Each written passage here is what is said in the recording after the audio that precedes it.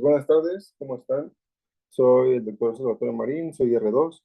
Me toca hablar sobre las distrofias corneales. Eh,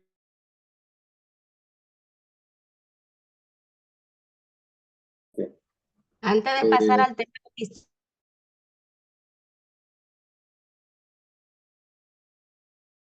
Diga, doctor. de- ah, le estoy preguntando que si alguien tenía algún comentario con respecto al tema de anillos intraestromales antes de pasar al tema de Ah, distrofia.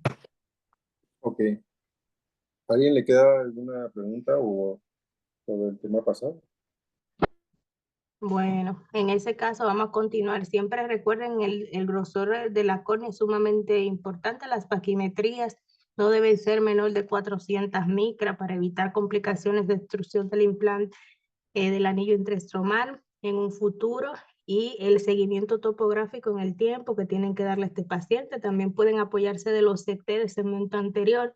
Y con el tema de correspondiente a lo que es la miopía, la doctora hacía mención que también la utilizamos, pero actualmente más se utilizan los procedimientos láser para hacer corrección de la miopía con técnicas de aplanaciones corneales con el uso de láser como técnicas quirúrgicas como es el LASET y quería hacerle ese aporte para que lo tengan pendiente porque no lo van a ver utilizar mucho el uso de anillos intraestromales para corregir miopía. Vamos a comenzar con el próximo tema, doctor Salvatore, adelante. Muchas, muchas gracias, doctora Mesa. Entonces, bueno, continuamos, pues obviamente un poco de historia, de dónde viene lo que es la palabra distrofia, de la palabra, esta palabra griega, de dis, de que significa equivocado o difícil. ah, Y trofo, pues alimentación o nutrición, pues al final de todo es una difícil alimentación de las capas corneales o una falta de nutrición de ellas. Introducido a la literatura oftalmológica por el autor Arthur en el 1890. Ok. Eh, Como definición, se refiere a un grupo de enfermedades corneales hereditarias que suelen ser ojos bilaterales, simétricas, de progresión lenta y no relacionadas con factores ambientales o sistémicos. ¿Ok? Como la clasificación de las distrofias corneales, la primera clasificación fue descrita por Bucles, una diferencia entre distrofias granular, macular y reticular. En la actualidad contamos con una clasificación basada en el nivel de las capas anatómicas de la córnea. Esta es la clasificación, la de IC3D, creada en 2005 y se publicó en el 2008. Ok, aquí les dejé eh, una pequeña imagen para que pues, obviamente sepamos cómo se ve clasificando cada distrofia. Su clasificación se basa en cuestiones anatómicas que son epiteliales y subepiteliales, capa de Bowman o estromales y afección de la membrana de Descemet o endoteliales. ¿Ok? Perfecto. Entonces, la cadena, más que nada, y la clasificación va basada en la identificación de la lesión, la evaluación tisular de la córnea enferma por una patología, estudios de mapeo genético y finalmente se comprenderá el mecanismo del trastorno con la identificación del producto genético. Ok. Aquí tenemos las categorías, se las voy a dejar ahí. Les voy a dar una presentación un poquito más resumida, que es esta, que es categoría 1, distrofia bien definida con un gen localizado e identificado. Categoría 2, una distrofia bien definida, pero localizada en uno o más locus cromosómicos específicos. Y la categoría 3, distrofias bien definidas, pero el trastorno aún no ha sido localizado pues, en cuestión genética. Y la categoría 4 son distrofias nuevas y sospechadas. ¿Okay? Perfecto. Eh, Ahí les dejo más que nada pues, la clasificación de las distrofias, tanto anteriores, estromales, posteriores, qué tipo de distrofias hay y el tipo de gen, si es autosómico dominante o autosómico recesivo. Solamente existen pocas recesivas que se verán más adelante y pues esos son los genes involucrados en cada uno. Ahora, esta también es una clasificación encontrada en el libro que pues realmente es bastante accesible, ¿no? Y pues se entiende. Ok. Otra vez la imagen para que pues, tengamos en cuenta. Y esto es muy importante porque ahí vamos a poder identificar las distrofias corneales en la lámpara de hendidura, ¿no? O sea, podemos ver ahí, gracias al reflejo que emite la lámpara, pues, dónde está cada capa, ¿no? El endotelio, el estroma y el epitelio, ¿no? Entonces, eso es bastante útil para el diagnóstico también de las distrofias. Ok. Primero que nada, vamos a hablar sobre las distrofias epiteliales y subepiteliales, que en primer lugar está la membrana basal epitelial, la corneal de Mesemann, la distrofia epitelial de Leach y la distrofia corneal de gotas gelatinosa. ¿Vale? Primera, la distrofia de la membrana epitelial. Si ven el cuadrito abajo, pues es una distrofia hereditaria autosómica dominante, categoría 1, una distrofia microquística de Cogan, así se le dice a veces, una distrofia de membrana basal anterior, es más generada en edad más de los 50 años y 50% de los pacientes con erosiones epiteliales recurrentes. Se le conoce como también de huella dactilar en burbujas y huella de mapa. Ahí están las tres imágenes que les estoy dejando, son de ellos. Ok. Entonces también aquí tenemos los microquistes y la fluoroscina tiñe la falta de integridad del epitelio. También la podemos notar ahí en la tinción con fluoro. Ok. Los hallazgos anatopatológicos de la membrana basal engrosada, unas células anormales con microquistes, material fibrilar entre las membranas basal y Bowman. Okay, ahí vamos a ver en la imagen de abajo, pues realmente se empiezan a engrosar y pues hay un material fibrilar que está señalado ahí en la imagen y pues va aumentando, ¿no? Igual ahí en el corte histológico lo podemos encontrar. Ok, como síntomas, sensación de cuerpo extraño, una erosión epitelial recurrente, visión borrosa, dolor intenso que puede durar de horas a días. Lo más común es que sea transitorio y no dure tanto, pero cuando hay erosiones, pues hay bastante dolor. El dolor puede ocurrir al despertar o abrir los ojos durante el sueño. Como tratamiento,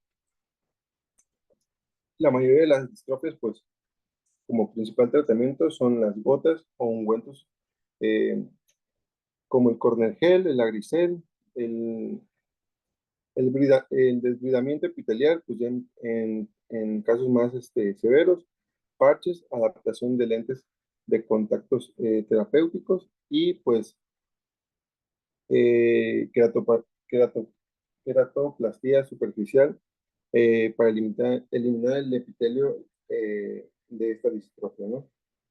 Ok. La distrofia corneal epitelial de Meesmann, perdón, es una autosómica dominante que vamos a verla en el gen K33 y K12. Es una categoría 1, una afección bilateral simétrica en los primeros años de vida. Como anatomía patológica, eh, microquistes o vesículas, presentada a los 2 años de edad. Okay. Los signos clínicos, vamos a encontrar vesículas epiteliales en forma de burbuja, la agudeza visual es disminuida al aumento del microquiste en el epitelio, pues obviamente esta agudeza visual va bajando. En hallazgos microscópicos, colecciones de material granular y filamentoso, y pues tenemos erosiones diminutas, ¿no? Ahí están las vesículas, también hay una imagen, y también como retroiluminación. Tratamiento, la mayoría de los casos no requiere tratamiento, el uso de lubricante fármaco en gel y el uso de lente terapéutico, ¿no? Ok. También se puede hacer en casos más avanzados queratotomía superficial, eliminando el epitelio que tenemos dañado, llamando micropunciones estromales anteriores. Eso también igual se ha hecho con femtosegundo también. Erosiones graves en el eje visual, desvidamiento mecánico del epitelio desprendido con fresa punta diamante o PTK con láser éxito. Ok. Como distrofia epitelial del Lynch, inicio de la infancia, múltiples opacidades grisáceas opacas, microquistes epiteliales diminutos, no hay una disminución de la agudeza visual y no ocasiona dolor.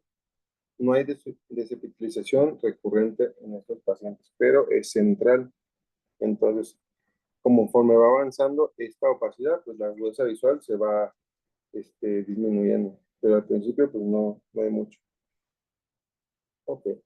La distrofia corneal gelatinosa en gota por depósitos amiloides en el espacio supraepitelial y dentro del estroma. Inicio en la infancia y la adolescencia. Queratopatía en banda que puede ocasionar. Y podemos ver nódulos o córnea en mora. Ahí podemos ver la imagen también. Ok. Los síntomas, y aquí en el corte histopatológico podemos ver el amiloide ahí entre las capas, lo amarillo que está ahí. Entre los síntomas, ya cuando son etapas muy avanzadas, sí se disminuye la agudeza visual, y si hay dolor, pues obviamente, como está la córnea dañada, ¿no? Tratamiento queratectomía superficial o lamelar y trasplante de córnea, ¿no? De carne. La distrofia de epitelios estromales por TGFE, que es el trastorno de factor de crecimiento, ajá, en el cromosoma 5q31. Es una distrofia corneal raíz de Blücher tipo 3 y está en la tabla en C1, ¿no? Distrofia corneal de Baker, distrofia de latiz tipo 1, granular tipo 1 y granular tipo 2. Y aquí ya vamos en la segunda. Ok.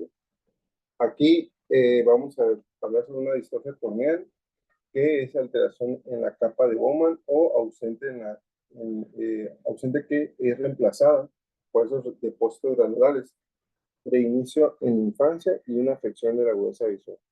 En signos clínicos, una opacidad de la capa de Bowman y erosiones epiteliales recurrentes. Acordemos que estamos en una autosómica dominante de categoría 1.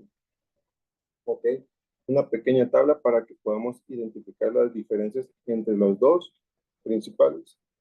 Las dos son de inicio en la infancia, las dos tienen la genética de la misma manera. Hay una opacidad geográfica en Reis-Buckler y una opacidad de panal de abeja, así descrita en Tate-Penker. Síntomas, obviamente hay dolor en ambas. Si hay agudeza visual disminuida también en ambas. En la tinción de Manson, el Reis-Buckler está positivo y en la otra podríamos verlo negativo. En la microscopía podemos ver gránulos en forma de bastón y en la otra filamentos rizados o en cierre. Algunos autores lo dicen. En tratamiento, queratectomía superficial, PTK, queratectomía de fototerapéutica y queratoplastia lamelar anterior superficial, que es SALC.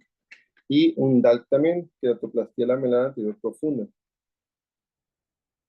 Ok, la distrofia corneal de Reis-Buckler, ahí ven los tipos de bastones que ven ahí en el corte histológico y pues realmente ahí las tipos de imágenes que podemos tener acerca de.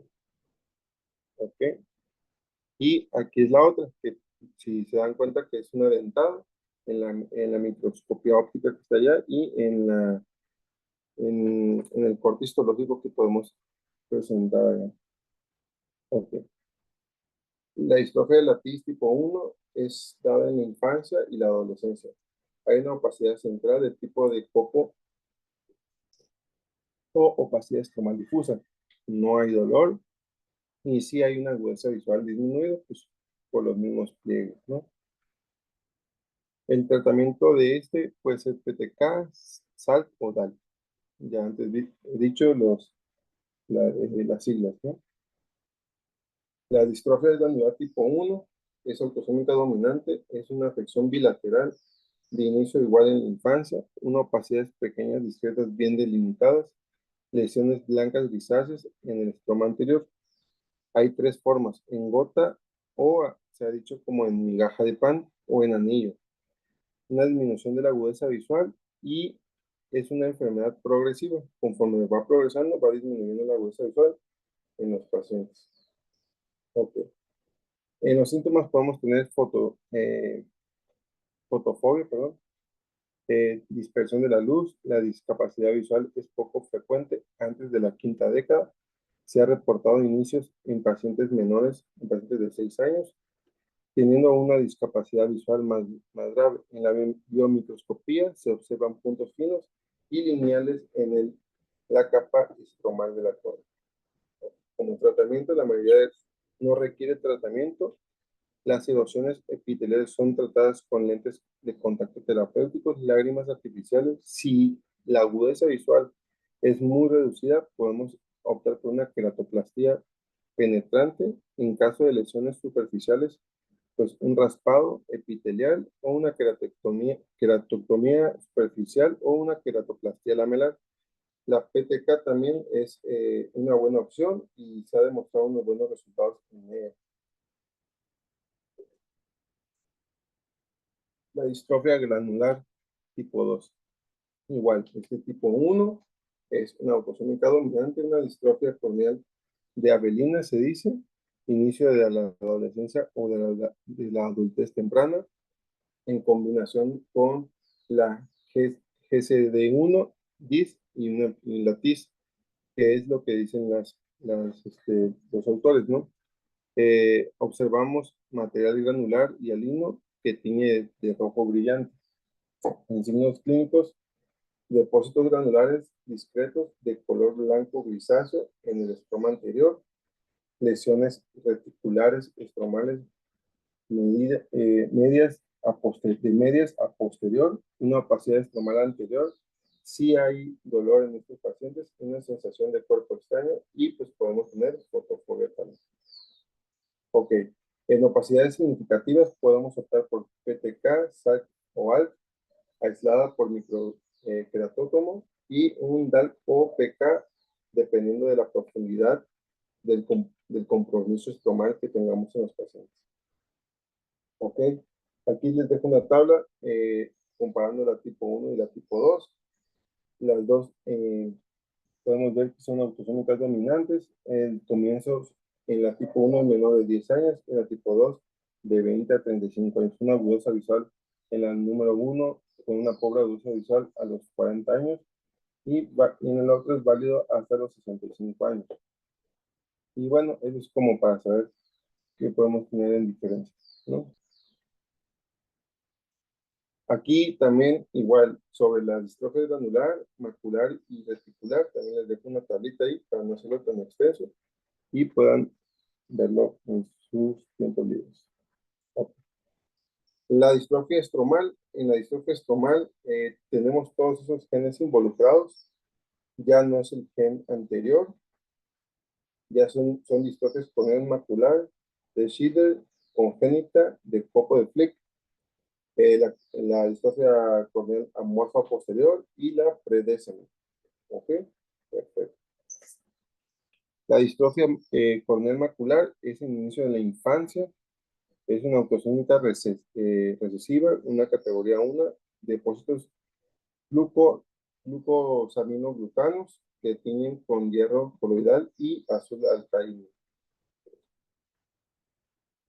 Sí hay una agudeza visual disminuida y sí va a haber dolor. Los signos clínicos, lesión de limbo a limbo, que podemos ver ahí en la imagen, ya no son centrados, se extienden en todo el grosor del estroma, son menos frecuentes, es la menos frecuente de todas, puede afectar en el endotelio y el inicio de la turbidez corneal entre los 3 a 9 años. Okay. Bueno, como recordamos, pues tenemos tres glucosaminoglucanos, que el que está involucrado es el sulfato queratano, que es el que está faltante en este tipo de distrofias y es el por el cual pues se da esta distrofia, ¿no? El tratamiento, pues lubricante, queratotomía superficial, DAC, PK o queratoprótesis, ¿no? Distrofias corneal de Schiller, que antes también igual la distrofia corneal cristalinana es llamada y es una categoría 1, es autosómica dominante, trastorno metabólico lipídico corneal, lesión bilateral simétrica con una opacidad grisácea, ubicada en el estroma anterior, iniciada en los primeros en el primer año de vida. ¿Ok? Como signos clínicos, pues es muy poco frecuente y lentamente progresivo. Son factores de cristales subepiteliales centrales. Hay una disminución de la agudeza visual y una disminución de la sensibilidad corneal. No hay dolor y puede el paciente ver destellos, una opacidad corneal central, arduo, lipoide y denso. ¿Okay? En la microscopía podemos ver la tinción de Olivet, tiñe de rojo de rojo las gotas lipídicas en la capa de estomal corneal y en la capa subepitelial y capa de Bowman. En tratamiento tenemos trasplante corneal, PTK, de medicamentos, medicamentos y un perfil lipídico en ayuno, porque es una distrofia que también está de la mano con el perfil, bueno, la distrofia corneal estomal congénita se da en niños en los nacimientos, opacidad uniforme de limbo a limbo, son opacidades blancas en forma de escamas, eso es lo que dice la literatura, y si hay disminución de la agudeza visual, pues, por lo visto, ¿no? En la microscopía óptica, la córnea está engrosada, con láminas que están separadas entre sí de manera regular. El tratamiento aquí es PTK, SALT, ALK, DALK o PK. Okay. La distrofia corneal en copo, FLEC, la distrofia moteada, también llamada, ¿no? Se da al nacimiento, es una de genética autosómica dominante de categoría 1, no hay afección de la agudeza visual al principio y no hay dolor, discretos discos grisáceos claros en el estroma. Okay. La distrofia corneal amorfa posterior, inicio en la primera década de la vida, afectada la capa de estromal corneal profunda, una opacidad en lámina, una leve disminución de la agudeza visual, no hay dolor y la córnea está más delgada o plana. Podemos verla en en la foto anterior, ¿no? En la lámpara individual. La distrofia corneal predécima, inicio después de los 30 años. Esta ya es una distrofia del adulto. Las otras que vimos son en la infancia, una opacidad puntiforme, fino justo anterior a la membrana de Descemet, no ocasiona dolor y no hay una disminución de la agudeza visual al principio de la enfermedad. Ok. Las distrofias endoteliales, los genes involucrados a mano izquierda, las distrofias endotelial corneal de Fuchs, la distrofia corneal polimorfa posterior, la congénita hereditaria tipo 1 y tipo 2. Ahí estoy hablando de las distrofias endoteliales.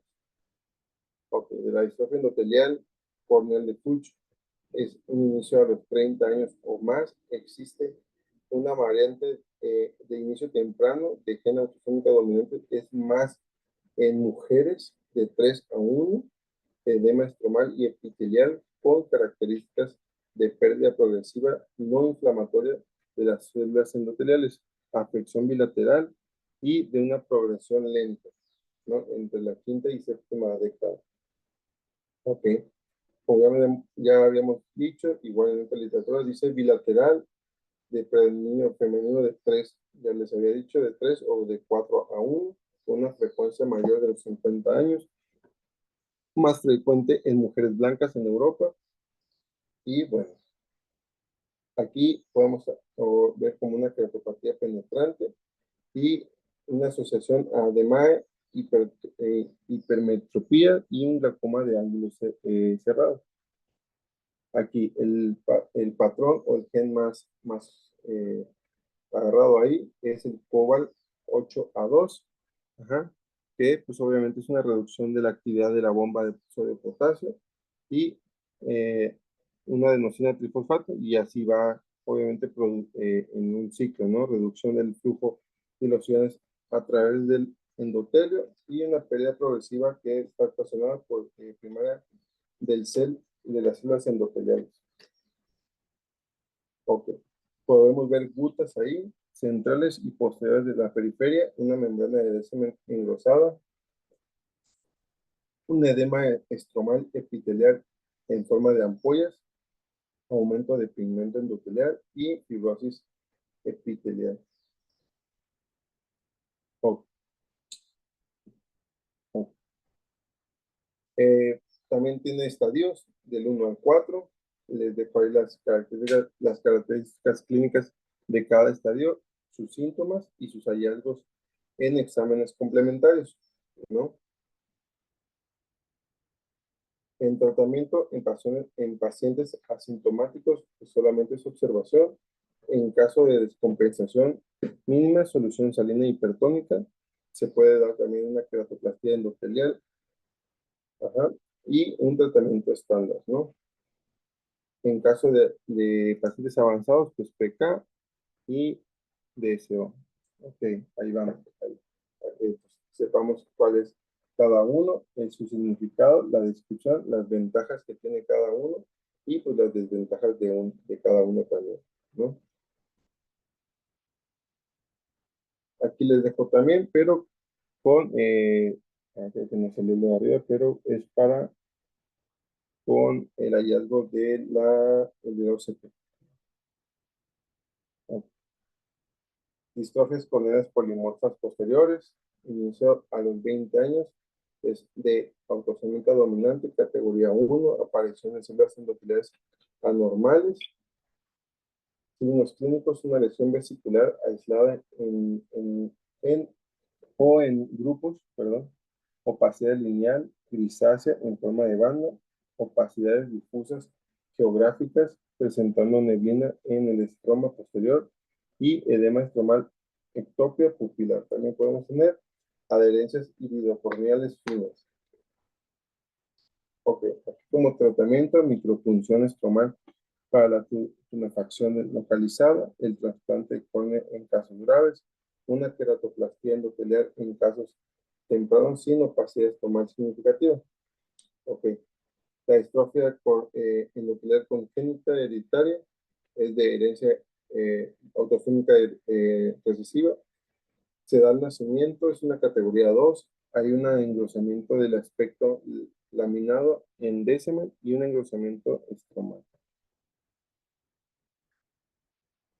Como signo clínico, si hay una disminución de la agudeza visual, podemos tener nistagmus sensorial, no ocasiona dolor. Hay cambios endoteliales irregulares y una turbidez y engrosamiento de la córnea. Como tratamiento QPP, queratoplastia penetrante protegida en casos avanzados. Gracias. Eso sería todo.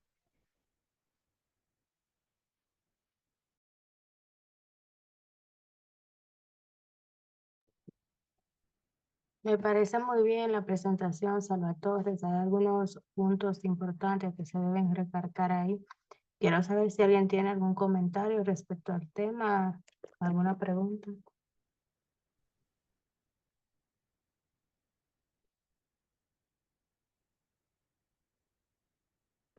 ¿Sí me escuchan? Sí, ¿Alguien tiene doctora. algún No, comentario? no, gracias, todo bien, todo claro. Gracias, doctora. Bueno, entonces recordarles también que aparte del uso de las diferentes técnicas quirúrgicas que se utilizan para realizar el trasplante corneal con respecto a cada una de las capas que se pueden ver afectadas en las distrofias. También se puede utilizar lo que es la queraectomía fototerapéutica, conocida como PTK, que va a ser una técnica quirúrgica que la misma está utilizada para regular la superficie corneal y eliminar las opacidades que se encuentran en la superficie, principalmente en distrofias que sean de superficie, o sea, que correspondan a membrana basal, como es la distrofia del mapa punto huella. También están algunas distrofias como la de Freiberg, la de Tybecker, que ya la habías mencionado, en la que se puede utilizar esta técnica y se ha hecho diferentes estudios y se ha visto de que la misma tiene una buena efectividad con respecto a lo que es la disminución de la recurrencia de que vuelvan a aparecer las opacidades en el tiempo. Recuerden que el tema de las distrofias es un tema complejo. Por eso es que ustedes ven que en el tiempo esto ha ido haciéndose diferentes clasificaciones respecto a la misma. Anteriormente se hablaba de una clasificación y hoy en día estamos hablando de otro tipo, que es la IC3, que ya habías mencionado en un principio de la presentación. ¿Por qué? Porque ha habido el estudio de la misma y nos hemos dado cuenta con el paso de los años de que esto tiene su complejidad y de que ha habido que dividirla en diferentes porciones de categorías de acuerdo a la afectación que se pueda presentar. Entonces, fíjense bien ustedes que tenemos algún tipo de dificultad con los pacientes que se le hace cualquier tipo de técnica quirúrgica de trasplante corneal para corrección de opacidades por una distrofia, porque son pacientes que se le hace la aplicación de un tejido sano, pero lamentablemente ya traen una codificación genética de un gen que hace que el mismo tejido sano que ya se ha aplicado a este paciente en unos 5, 8, 10 años vuelva nuevamente a tener una recidiva y vuelva a aparecer las opacidades que se presentan en las distrofias corneales. Y es uno de los afanes más temidos en este asunto de las distrofias, volver a tener recidivas en el tiempo. Porque cada vez que se hace un trasplante, imagínense, es un tejido que se toca y es un tejido que se daña y que volver a hacer trasplante, incluso hay más posibilidades de volver a hacer algún tipo de rechazo en un futuro. Ojalá hubiera alguna forma en un futuro, no se sabe, de poder prevenir de que haya recidiva en estos pacientes, porque muchas de estas distrofias también aparecen en pacientes que son jóvenes y que se encuentran en edades todavía que son productivas. Entonces, mientras más joven aparece la distrofia en el paciente, es peor porque tiene más probabilidad de que le dé tiempo a volver a hacer una recidiva. Con respecto a los medios de imágenes que se utilizan para hacer diagnóstico, ¿alguien me puede, por favor, decir qué medio de imagen mandarían ustedes en su consulta para hacer el diagnóstico de la distrofia, para saber qué capa está afectada? Residente de primer año, por favor. Alguien que se acuerde o que haya visto qué medio de imagen se manda a hacer a estos pacientes.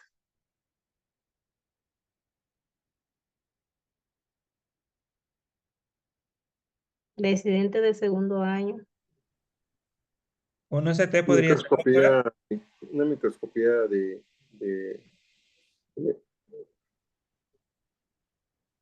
especular, ¿no? ¿Y qué otro medio que le va a decir a usted de qué capa está afectada? OCT de cámara anterior también puede ser. Un UV. O también igual, he visto que ponen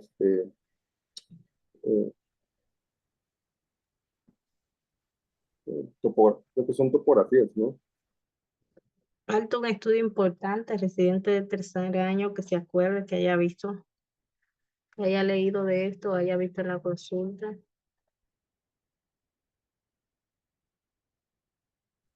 O paquimetría.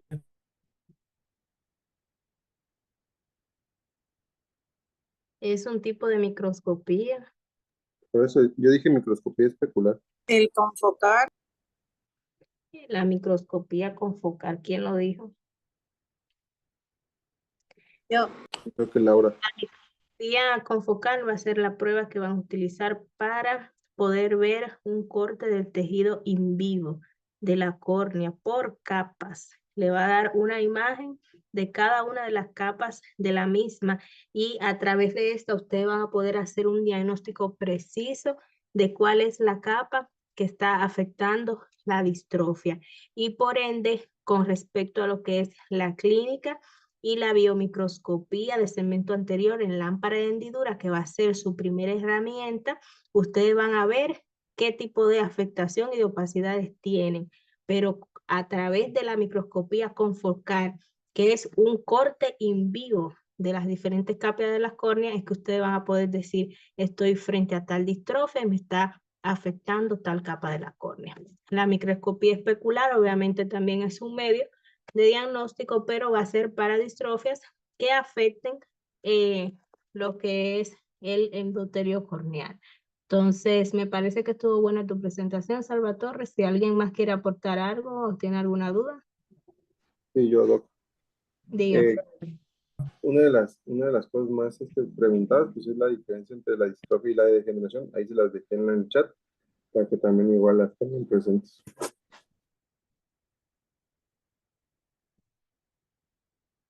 Recuerden que las distrofias van a tener unas características específicas.